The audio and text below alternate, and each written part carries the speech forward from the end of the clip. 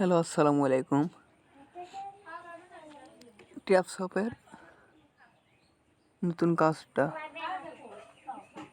আজকের কাজটা আপনাকে আমি দেখে দিয়েছি। আমি অসুস্থ, তারপরেও আমি কমপ্লিট করছি। আপনারাও সবাই করে নেন। আমি কমপ্লিট করছি, আমি মুখ দিয়ে বলে দিচ্ছি যেন সবগুলো কমপ্লিট। সিনেমায় যাবেন, যা আপনাদের কমপ্লিট হয় না, এরকম একটা লাল ডট চিহ্ন আসবে, সেখানে লিখবেন। আমি খাতায় লিখে রাখছি নিজে বের করে, 5 4